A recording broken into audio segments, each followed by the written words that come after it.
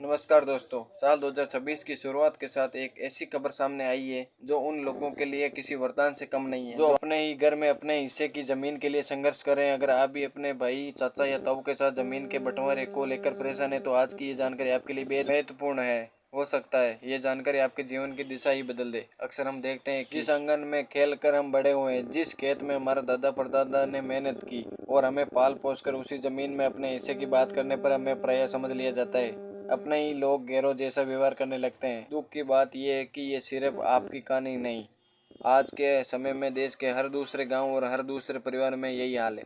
एक तरफ जमीन की कीमत दिन प्रतिदिन बढ़ती जा रही है और दूसरी तरफ खून के रिश्तों में कड़वाहट इतनी बढ़ गई है कि कोई भी अपनी मर्जी से 1 इंच जमीन छोड़ने को तैयार नहीं होता। जैसे ही बंटवारे की बात होती है, घर के बड़े बुजुर्ग टालने लगते हैं, लेकिन असल में ये अक्सर एक सोची समझी रणनीति होती है ताकि सामने वाले व्यक्ति थक कर चुप बैठ जाए और जमीन पर उनका कब्जा बना रहे। लेकिन अब हालात बदल रहे हैं। साल 2026 के नए नियमों ने आम आदमी को ऐसी कानूनी ताकत दे दी जिसके जरिए आप बिना किसी खुशामद किए और बिना किसी के सामने हाथ फैलाए अपना हक हासिल कर सकते हैं। चाहे आपके पिता, चाचा या भाई बंटवारे के लिए तैयार न हो, फिर भी आप कानूनी प्रक्रिया शुरू कर सकते हैं। कानून अब खुलकर आपके साथ खड़ा है।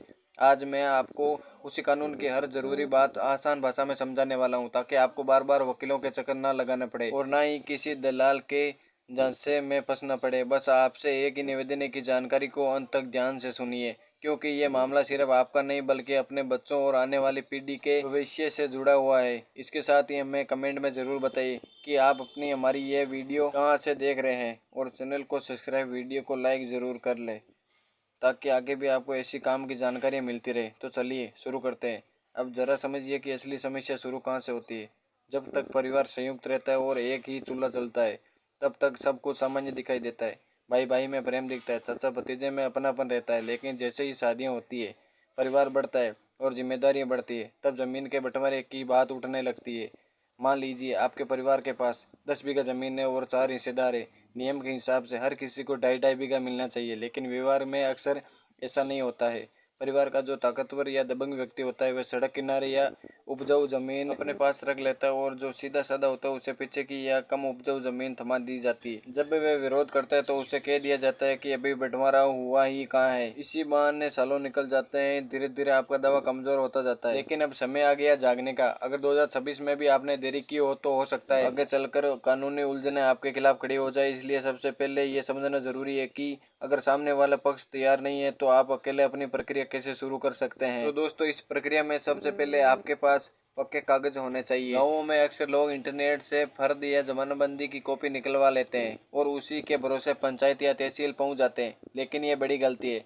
कंप्यूटर से निकाली साधारण प्रति सिर्फ जानकारी देखने के लिए होती है, अदालत में उसकी वैधता नहीं होती। अगर आपको सच में अपना हक लेना है तो आपको अपने जिले के रजिस्ट्री कार्यालय में जाना होगा। वहाँ निर्धारित शुल्क जमा करके अपनी जमीन की खतियाने या जमानतबंदी की प्रमाणित प्रति यानी सर्टिफाइड कॉपी निकलवानी होगी। यही असली दस्तावेज है जिस पर सरकारी मोहर और अधिकारी के हस्ताक्षर होते हैं। जब ये प्रमाणित कागज आपके पास होते हैं तो उसे कोर्ट भी मान्यता देता है और कोई भी अधिकारी उसे नकार नहीं कर सकता।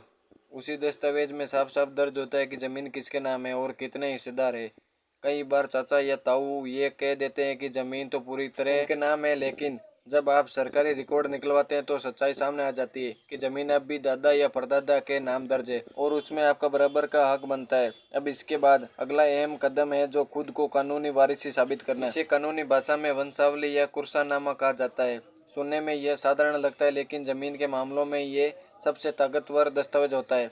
अगर जमीन आपके दादा के नाम है और उनका देहांत हो चुका है तो आपको ऐसा वंश चार्ट बनवाना होगा जिसमें सबसे ऊपर दादाजी का नाम, फिर उनके बेटों के नाम और फिर उनके बेटों के बच्चों यानी आपका और आपके भाइयों का नाम दर्ज हो।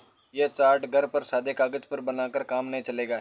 इसके लिए आपको गांव के सरपंच, ग्राम प्रधान या शहर में हो तो पार्षद के पास जाना होगा। वे अपने लेटर हेड पर पूरी वंशावली तैयार करेंगे और उस पर अपनी मोहर और हस्ताक्षर करेंगे। 2026 के नियमों के अनुसार प्रधान या सरपंच की मोहर लगने के बाद ये मान्य सरकारी दस्तावेज माना जाता है और कोई भी अधिकारी इसे नकार नहीं कर सकता है। कई बार विरोधी पक्ष ये आरोप भी लगा देता है कि आपको गोद दे दिया गया था या आपका इस परिवार से कोई संबंध नहीं है, लेकिन सही वंशावली और प्रमाणित रिकॉर्ड होने पर ऐसे झूठ दावे ज्यादा देर टिक नहीं पाते। ऐसी स्थिति में यह वंशावली आपका सबसे मजबूत सहारा बनती है। वहीं साबित सरपंच से प्रणालित वंशावली दोनों आ चुके हो तो अगला कदम प्रक्रिया शुरू करना। अब आपको अपने क्षेत्र के हल्का पटवार या लेखपाल से मिलना होगा।